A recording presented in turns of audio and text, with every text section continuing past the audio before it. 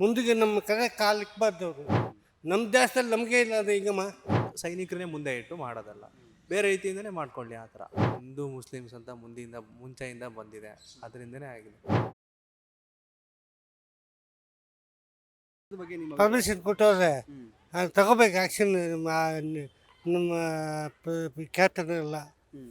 Army Indian strong ಇದೆ. ಹ್ಮ್. ಅದು ಬಿಟ್ಟು 2 ಅವರಲ್ಲಿ ಕಾಯಿರೋದು ಹ್ಮ್.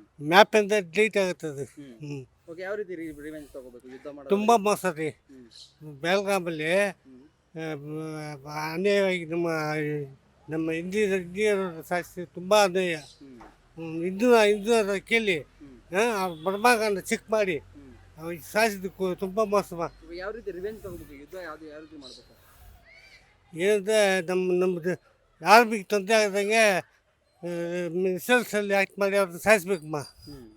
ಅದು ತಗೋಬೇಕು ಆ್ಯಕ್ಷನ್ನು. ಓಕೆ, ಯುದ್ಧದಿಂದ ಏನೂ ತೊಂದರೆ ಆಗಲ್ಲ ಅಂತೀರ ಹಂಗಾರೆ? ಏನಾಗಲ್ಲ ತೊಂದರೆ, ಏನಾಗುತ್ತೆ ತೊಂದರೆ, ಒಳ್ಳೇದಾಗುತ್ತೆ.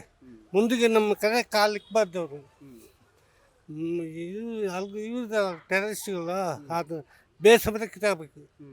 ಪಾರ್ಟಿ ಜಾಗ ಇದೆ ಇದು ಗೋಲ್ಡನ್ ಟೆರರಿಸ್ಟ್ ನಮ್ಮ ಬಾರ್ಡ್ರಲ್ಲಿ ಅದನ್ನ ಪಾರ್ಟಿ ಇದನ್ನ ಬೇರೆ ಸಮೇತ ಕಿತ್ತಾಗಬೇಕು.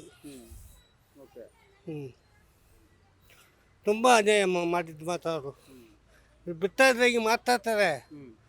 ಕಾಶ್ಮೀರ ಗಡಿಯಲ್ಲಿ ಫಸ್ಟ್ ನಮ್ಮ ಇಂಡಿಯನ್ ಆರ್ಮಿ ಅವಾಗ ಇರಲಿಲ್ಲ. ಫರೂಕ್ ಅಬ್ದುಲ್ಲಾ ಬಂದಲ್ಲ, ಎಕ್ಸ್ಟ್ರಾ ಆಯ್ತಲ್ಲ, ಅವಾಗ ಆರ್ಮಿ ಬಂದು ಅಲ್ಲಿಂದ ವಾಪಸ್ ತಗೊಂಡ್ರು ನಮ್ಮ ಇಂಡಿಯಾ. ಅವ್ರದ್ದು ಇದಲ್ವಾ ಸೆಕ್ಯೂರಿಟಿ ಪೊಲೀಸ್ ಮಾಡಬೇಕು. ಆರ್ಮಿ ಎಲ್ಲ ಅಲ್ಲಿರೋದ ಮೇಲೆ ಬಂದಿದ್ದು ಅಲ್ಲಿ ಸೆಕ್ಯೂರಿಟಿ ಕಮ್ಮಿ ಇತ್ತು, ಅದು ನೋಡ್ಕೊಂಡು ಬಂದರು ಅವರು. ಇಲ್ಲಾಂದರೆ ಸೀದಾ ಆರ್ಮಿಯಲ್ಲಿ ಇದ್ದಿದ್ರೆ ಹಂಗೆ ಆಗ್ತಿಲ್ಲ. ಯಾಕೆ ನಮ್ಮ ಹಿಂದೂಗಳು ಟಾರ್ಗೆಟ್ ಆಗ್ತಿದ್ದಾರೆ? ಯಾಕಂದರೆ ಮಕ್ಕಳಿಗೆ ಹೊಟ್ಟೆವ್ರಿಮ್ಮ. ಸೈಲೆಂಟಾಗಿ ಇದ್ವಲ್ಲ ನಾವು, ಹಿಂದೂ ಮುಸ್ಲಿಮ್ ಬಾಯ್ ಅಂತ ಚೆನ್ನಾಗಿದ್ವಲ್ಲ. ಅವ್ರಿಗೆ ಇಲ್ಲಿ ಗಲಾಟ ಮಾಡಿ ಶೂ ಮಾಡಿ ತೆಗಿಬೇಕು. ನಮ್ಮ ಹಿಂದೂ ಮುಸ್ಲಿಮ್ನ ಜಗಳ ಬಿಡಬೇಕು, ಜಗಳ ಮಾಡಬೇಕು. ಅದು ನೆಮ್ಮದಿಯಿಂದ ಇರ್ಬೇಕು ನಮ್ಮ ಭಾರತ. ಸೈಲೆಂಟಾಗಿದ್ವಲ್ಲ, ನೀಟಾಗಿದೆಯಲ್ಲ ದೇಶ. ಈಗ ನಾವು ಮಾತ್ರ ಕಷ್ಟದಲ್ಲಿದ್ದೀವಿ. ಪಾಕಿಸ್ತಾನಕ್ಕೆ ಈಗ ಎಷ್ಟು ತೊಂದರೆ ಇದೆ. ಹಣ ಇದರಲ್ಲಿ ಆಗಲಿ ಅಲ್ಲಿ ಜನಕ್ಕೆ ತೊಂದರೆ ಎಷ್ಟಾಗಿದೆ. ಅವ್ರಿಗೆ ನಮ್ಮ ಹಿಂದೆ ಎಷ್ಟಾಗಿದ್ದೀವಲ್ಲ ಅವ್ರಿಗೆ ಒಟ್ಟು ಕಾಶ್ಮೀರದಲ್ಲಿ ಸೆಲೆಕ್ಟ್ ಆಗೈತಿ. ಈಗ ನೆಮ್ಮದಿಯಾಗಿದ್ವಾ. ಈಗ ಏನು 2024 2,40,00,000 ಹೋಗಿದ್ದಾರೆ ಪ್ರಾಣಿಗೆ ಟೂರಿಸ್ಟ್. ಈಗ 25 ಜಾಸ್ತಿ ಆಗಿರೋದು ಆ ಹೊಟ್ಟೆವ್ರಿ ಅವ್ರಿಗೆ. ಓಕೆ, ಸರಿ ಅಂತೀರ ನರೇಂದ್ರ ಮೋದಿ ಅವರು ಮಾಡಿರೋದು? ಸರಿನೇ ಅವ್ರು ತಗೊಂಡಿದ್ದು ತಪ್ಪೇ ಇಲ್ಲ. ಇನ್ನು ಬೇಗ ತಗೋಬೇಕಮ್ಮ ಇದನ್ನು. ಆ್ಯಕ್ಷನ್ ಬಿಡಬಾರ್ದು ಇದನ್ನ. ಅಯ್ಯೋ ಮಾನವೀಯತೆ ಅಂತ ನೋಡ್ತಾ ಇದ್ದರೆ ನಾವು ಓದ್ತಾ ಇದ್ದೀವಿ. ನಮ್ಮ ದೇಶದಲ್ಲಿ ನಮಗೆ ಇಲ್ಲ ಅದು ಈಗಮ್ಮ. ನಮ್ಮ ದೇಶ ಭಾರತ, ಹಿಂದೂ ಅಂತ ನಮ್ಮ ದೇಶ ಅದು. ಭಾರತ ಅಂದರೆ ನಾವು ರಾಮ ಲಕ್ಷ್ಮಣದಲ್ಲಿ ಭಾರತದ ಅವನೇ ರಾಮದಲ್ಲಿ ದೇಶ ಆಳಿದೆ ಭಾರತ ಅದೇ ಭಾರತ ಅಂತ ಕಥೆ ಇದು. ನಮ್ಮ ಭಾರತ ದೇಶನ ಉಳಿಸ್ಬೇಕು. ನನ್ನ ಪ್ರಕಾರ ಅದು ಸರಿ ಅನಿಸುತ್ತೆ ಒಂದು ಮಟ್ಟಕ್ಕೆ ಯೋಚನೆ ಮಾಡಿದರೆ.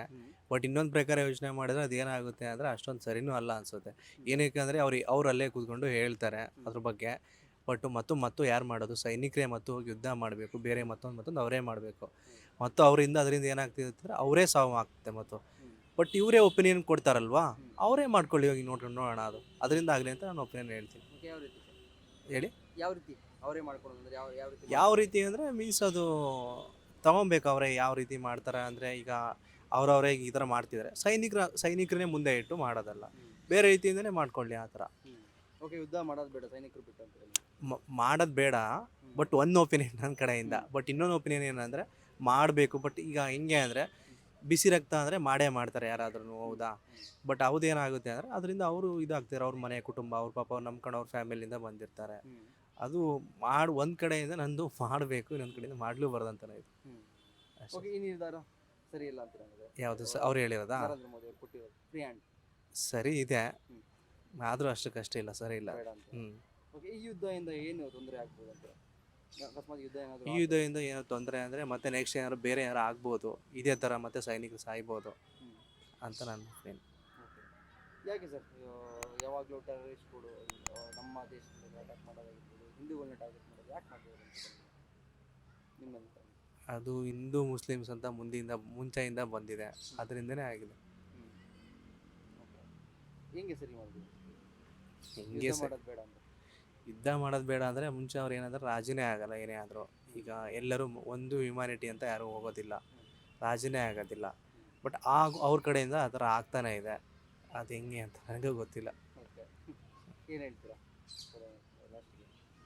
ಇಷ್ಟು ಲಾಸ್ಟಲ್ಲಿ ಏನು ಹೇಳ್ತೀರಾ ಅಂದರೆ, ಒಂದು ಏನಂದರೆ ಯಾರೇ ಆದರೂ ಮನುಷ್ಯತ್ವ ಯಾರೂ ಇಲ್ಲಿ ಇರೋದಿಲ್ಲ, ಯಾರ್ದು ಭೂಮಿನೂ ಅಲ್ಲ ಇದು, ಎಲ್ಲರೂ ಮತ್ತು ಮಣ್ಣಿಗೆ ಹೋಗೋದು.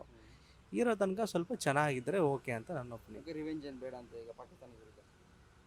ಬೇಕು ಸರ್, ಹಂಗೆ ನೋಡಿದ್ರೆ ನಾವು ಯೂತ್ಸ್ ಆಗಿ ಹೇಳೋದಾದರೆ ಬೇಕು ಅನಿಸುತ್ತೆ ಸರ್.